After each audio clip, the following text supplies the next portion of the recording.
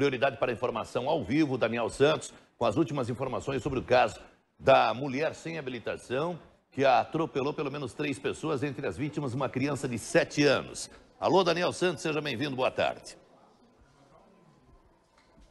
Boa tarde, Gilberto. Boa tarde para quem está aí acompanhando o Balanço Geral. Satisfação estar aqui com todos vocês ao vivo novamente. Delegacia do Alto Maracanã, que está sendo comandada agora por outro delegado. Você vai lembrar, o delegado estava em Campina Grande do Sul, depois foi para Araucária, pegou várias broncas lá em Araucária e agora está tomando frente aqui da delegacia do Alto Maracanã, em Colombo. Vamos entrar aqui na sala, pedir licença para o delegado João Marcelo Chagas, né, que está aqui acompanhando toda essa situação. E eu pergunto para o senhor de cara, uma informação preocupante, delegado. Essa motorista responsável por esse atropelamento, por quase matar uma criança que nesse momento está numa UTI no estado gravíssimo, ela tem habilitação?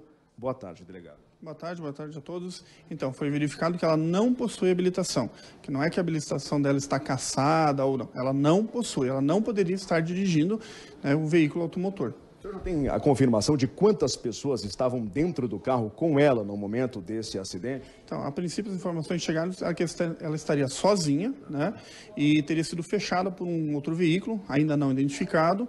Então, por isso que nós estamos buscando as imagens das câmeras, até solicitamos que, eventualmente, se os moradores ali da região tiverem câmeras que forneçam para a Polícia Civil essas câmeras, nós precisamos localizar esse veículo que supostamente teria fechado ela, e aí, posteriormente, nós vamos verificar. A princípio, ela estaria sozinha. Uma pessoa ligou, se identificou como advogado dela, mas não quis fornecer o nome, disse que ela iria se apresentar ainda hoje, né, e que ela se evadiu do local quando do acidente porque estaria sendo ameaçada por pessoas ali, né, por moradores ali, em virtude de ter atropelado uma criança. É esposa de um policial militar mesmo? Confere essa informação? Então, nós estamos verificando essa informação, né, eu ainda não confirmo. O que a gente confirma é que ela não possui habilitação. Agora, diante de toda essa situação, a sua equipe de rua, delegado, já transmitiu informações para o senhor a respeito do local desse atropelamento? Por exemplo, frenagem, tem marca de puxada de freio, algo assim? Essa equipe conseguiu já passar essas informações para o senhor? Ou ainda essa equipe está captando essas informações, fazendo levantamento de campo? Não, a equipe ainda está na rua, né? A equipe está levantando essas informações para verificar, aí posteriormente eles vão fazer um relatório. Nós estamos com o veículo aqui, o veículo está apreendido, nós já vamos solicitar a perícia, né? Já foi instaurado o inquérito policial, né? Nós também estamos tentando contato com as vítimas que não foram hospitalizadas, para que elas venham, compareçam até a delegacia, que elas forneçam, e também tentando levantar eventuais testemunhas que tenham verificado ali como se deu os fatos, né? Nesse momento, o senhor não interrogou ninguém ainda, está recebendo essas informações, parte delas via imprensa, via equipe da RIC TV. E eu pergunto, delegado, uma motorista que não tem habilitação, que está dirigindo um carro, que supostamente, delegado, teriam pelo menos mais 2 ou 3 pessoas dentro do carro com ela. Já adianto para o senhor aqui, Gilberto, mais uma adulta e 2 crianças, Giba. E que provoca tudo isso, quase mata uma criança, quase mata um rapaz que está voltando do trabalho no mercado.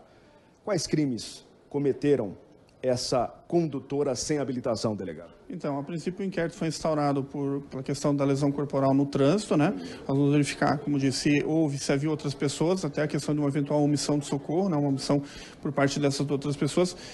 Também verificar essa questão dessas ameaças, se houve ou não essas ameaças, porque aí vai se configurando outros crimes, né?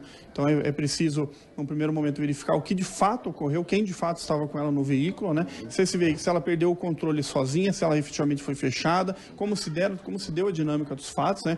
Tentar se verificar a que velocidade ela estava, né? Isso tudo por uma prova pericial, e aí posteriormente vai se verificando os crimes, né? Quem não tem habilitação, pega um carro, comete um crime como esse, delegado, assume o risco de matar? Sim, assume, né? Então nós temos um dolo eventual nessa história aí. Então, como eu falei, nós não estamos verificando, né? A questão, a princípio, foi uma lesão corporal culposa, né?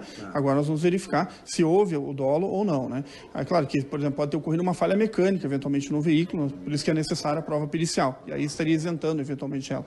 Mas é lógico que não é recomendável que uma pessoa que não esteja habilitada conduzir veículo, né? Isso até porque existem as normas para que elas sejam cumpridas, né? Alguma dificuldade da sua equipe em obter imagens de uma câmera de segurança que fica praticamente de frente para a cena do acidente, delegado? Então, a equipe não me reportou nenhum tipo de dificuldade ainda, né? O que nós estamos verificando é se as câmeras elas gravam, né? Porque muitas vezes a pessoa tem a câmera, mas ela não tem o HD que grava, ela só possui a câmera. Então, nós estamos verificando isso e aí as pessoas que tiverem câmeras vai ser solicitado, né? Que elas encaminhem essas imagens para a gente. É estratégico essa questão de uma pessoa envolvida num acidente grave como esse, delegado? delegado? Dar um tempo e só se apresentar com o advogado depois de passada, por exemplo, a hora do flagrante, delegado? É uma estratégia, muitas vezes, de defesa, né? Que se a pessoa alega que foi ameaçada, acaba se evadindo do local, né? E aí, por alguma razão, talvez no caso dela, por não ter habilitação ou porque foi ameaçada, enfim, isso tudo tem que ser verificado. Mas se trata de uma estratégia de defesa, né? Ela acabaria escapando, vamos dizer assim, do flagrante. Lembrando que o Código de Trânsito ele permite, né, que a pessoa, se prestar socorro, não seja presa em flagrante. Existe um artigo lá que permite isso. No caso dela, ela disse que não prestou, supostamente, né? Estou dizendo supostamente, não prestou por terceiros, né, por ameaças de terceiros. Vou fazer uma pergunta, delegado. Assumindo a primeira parte como jornalista, o fato de estarmos mexendo aqui, lidando com uma mulher de policial militar sem habilitação, uma pessoa despreparada que estava ao volante, que sofreu um acidente como esse, não se sabe ao certo o que aconteceu, mas que não teria nem freado esse carro, teria batido no muro, quase matado uma criança de 7 anos, arrastado essa criança que nesse momento está numa UTI depois de ter passado por 2 cirurgias.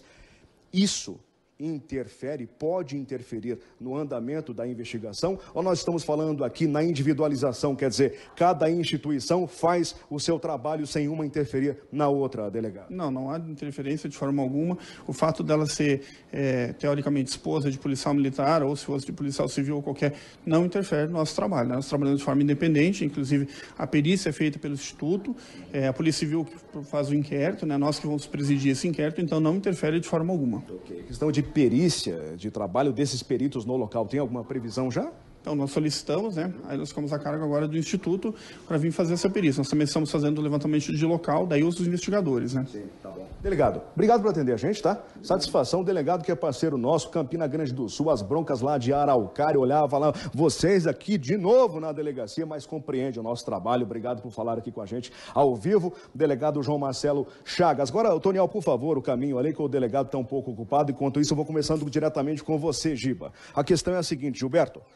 A pessoa não tem habilitação, e desculpa o que eu vou falar aqui, Gilberto, mas eu acompanhei de perto junto com o Toniel, e eu vi uma criança de 7 anos sendo retirada praticamente debaixo do carro, depois que a água do radiador que estava fervendo, Giba, cair na cabeça dessa criança. Ela acorda, olha para o seu avô e diz, avô, vovô, eu morri. O avô, não, meu neto, pelo amor de Deus, você não morreu. Eu não quero morrer, vovô, eu não quero morrer. E aí o avô não sabe o que faz, espera a chegada do socorro, e aí sim essa criança é colocada na ambulância e socorrida de helicóptero até o Hospital do Trabalhador. Está com a bacia deslocada, Giba. Perdeu toda a pele dessa parte das costas, o bumbumzinho da criança, as pernas, ela perdeu a pele, Gilberto. Essa criança está na UTI, em coma induzido. Ela vai acordar nas próximas horas e aí sim os médicos vão avaliar o real estado de saúde e as possíveis sequelas do pequeno João Victor, de 7 anos, que foi vítima de uma motorista sem carteira de habilitação. Caçada não, sem carteira, não teve aula, não teve preparação, não passou por uma escola, não passou por um teste, nada, e estaria dirigindo com outras pessoas dentro do carro no São Gabriel, aqui em Colombo. Giba, eu volto com você.